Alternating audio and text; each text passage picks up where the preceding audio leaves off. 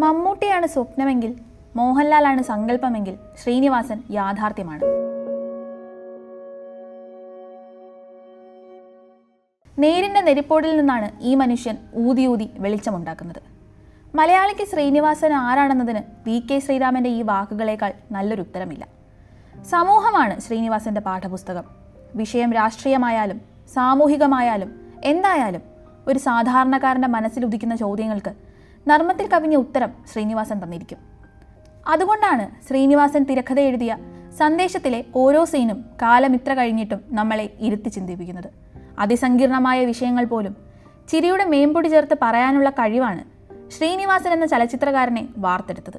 സന്യാസമോ ഗൃഹസ്ഥാശ്രമമോ cinema പിടുത്തമോ, ഏതാണ് വഴിയെന്നറിയാതെ ഉലയുന്ന ചിന്താവിഷ്ടയായ ശ്യാമളയിലെ വിജയൻ മാഷിനെ എന്ന പോലെ എന്നും സന്ദേഹിയായിരുന്നു ശ്രീനിവാസനും. കമ്മ്യൂണിസ്റ്റോ കോൺഗ്രസോ അതോ നിഷ്പക്ഷനോ എന്ന് ചോദിച്ചാൽ പൊട്ടിച്ചിരിച്ചുകൊണ്ട് പറയും, ഞാനതെല്ലാം ആയിട്ടുണ്ട്. എന്നാൽ അതൊന്നുമല്ല താനും. വിമർശിക്കേണ്ട വിഷയങ്ങളെ വിമർശിക്കാൻ ഒരു കാലത്തും വിമുഖത കാണിക്കാത്ത മനുഷ്യനായിരുന്നു ശ്രീനിവാസൻ. മലയാളത്തെ ശ്രീനിവാസൻ ചിരിപ്പിച്ച പോലെ, ചിന്താവിഷ്ടയാക്കിയ പോലെ, കരയിച്ച പോലെ, ചിന്തിപ്പിച്ച പോലെ മറ്റാരെങ്കിലും ചെയ്തിട്ടുണ്ടോ എന്ന് സംശയമാണ്. സോ കോൾ സൂപ്പർ സ്റ്റാർ പരിവേഷങ്ങൾ പൊളിച്ചെഴുതിയാണ് ശ്രീനിവാസൻ സ്റ്റാറായത്. ശ്രീനിവാസന്റെ സിനിമകൾ ഫെമിനിസം പറഞ്ഞു, രാഷ്ട്രീയം പറഞ്ഞു. നമുക്ക് ചുറ്റുമുള്ള സാധാരണക്കാരായ മനുഷ്യന്മാരെ മാത്രമേ ശ്രീനിവാസൻ സിനിമകളിൽ കാണാനാകൂ.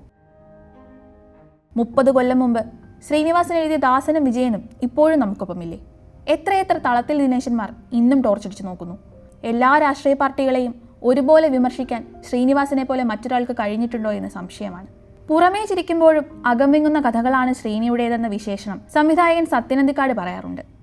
സിനിമ ഇറങ്ങി പതിറ്റാണ്ടുകൾ പിന്നിട്ടിട്ടും ഇന്നും യുവതലമുറയുടെ മീമുകളിൽ നിറഞ്ഞു നിൽക്കുന്നതും ശ്രീനിയും ദാസനും വിജയനും തളത്തിൽ ദിനേശനും പ്രഭാകരനും ഗോപാലകൃഷ്ണ പടിക്കറും ഒക്കെ തന്നെ. 1976 പുറത്തിറങ്ങിയ PA ബക്കറിൻ്റെ മണിമുഴക്കം എന്ന ചിത്രത്തിലൂടെയാണ് ശ്രീനി സിനിമാ ലോകത്തേക്ക് എത്തുന്നത്. 1979 സംഘഗാനം എന്ന ചിത്രത്തിൽ ആദ്യമായി പ്രധാന വേഷത്തിലെത്തി. 1984 ഓടരുതമ്മാവ ആളറിയാമെന്ന പ്രിയദർശൻ ചിത്രത്തിലൂടെ തിരക്കഥാകൃത്തായാണ് ശ്രീനിവാസന്റെ സിനിമാ എഴുത്തിൻ്റെ ലോകത്തേക്കുള്ള അരങ്ങേറ്റം. എന്നാൽ അതിനും എത്രയോ മുമ്പ് എത്രയോ സിനിമകളുടെ അണിയറയിൽ പല റോളുകളിൽ ശ്രീനി വിരാജിച്ചിരുന്നു.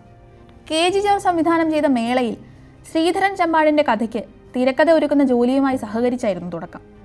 ഒരു മികച്ച ഡബ്ബിംഗ് ആർട്ടിസ്റ്റ് കൂടിയായ ശ്രീനിവാസൻ വിധിച്ചതും കൊതിച്ചതും, വിൽക്കാനുണ്ട് സ്വപ്നങ്ങൾ, ഒരു മാടപ്പിറാവിൻ്റെ കഥ, KG ജോർജിൻ്റെ മേള എന്നീ ചിത്രങ്ങളിൽ മമ്മൂട്ടിക്ക് വേണ്ടിയും ഒരു മുത്തശ്ശി കഥ എന്ന ചിത്രത്തിൽ തമിഴ് നടൻ ത്യാഗരാജന് വേണ്ടിയും ശബ്ദം നൽകിയിട്ടുണ്ട്. അതുപോലെ പുല്ലാങ്കുഴൽ എന്ന ചിത്രത്തിൽ നായകനായി അഭിനയിച്ച സാംബശിവന് ശബ്ദം നൽകിയതും ശ്രീനിയായിരുന്നു.